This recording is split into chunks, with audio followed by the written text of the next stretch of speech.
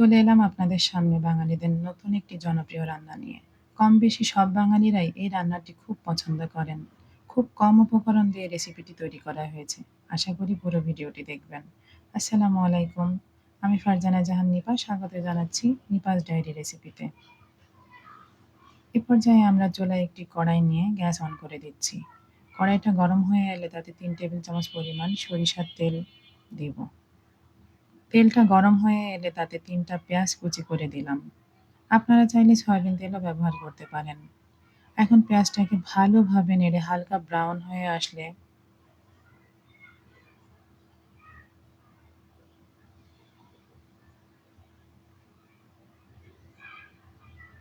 তার ভিতরে কুটে ধুয়ে রাখা গুঁড়া চিংড়িগুলো দিয়ে তাতে হালকা লবণ ও হলুদের গুঁড়া দিতে হবে।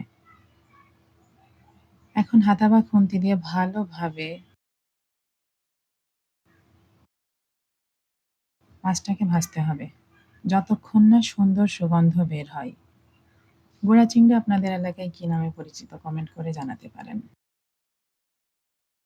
এখন মাছটাকে একটি প্লেটে নামিয়ে একই কড়াইয়ে আরও একটু সরিষার তেল দিয়ে তাতে ১ চা চামচ বাটা কাঁচামরিচ এবং কেটে ধুয়ে রাখা লাউ দিয়ে একটু নেড়ে ১ চা চামচ লবণ,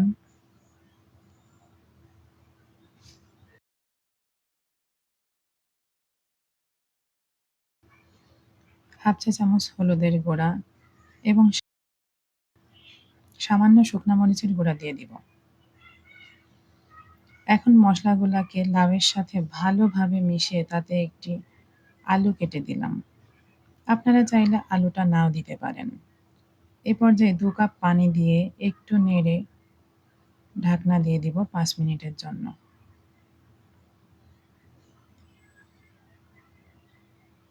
লাউটা অনেক কচি ছিল, দেখতেই পারছেন লাউটা থেকে অনেক পানি বের হয়েছে।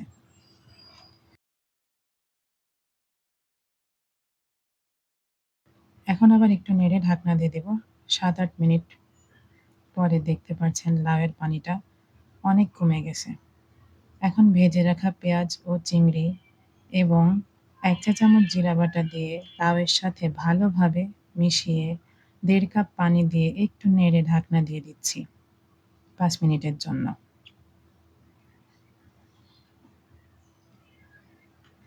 এ পর্যায়ে চুলার আগুনটা মিডিয়াম রাখতে হবে। আমাদের লাউ চিংড়ি রান্না শেষ। এখন চুলাটা বন্ধ করে পরিবেশন করছি।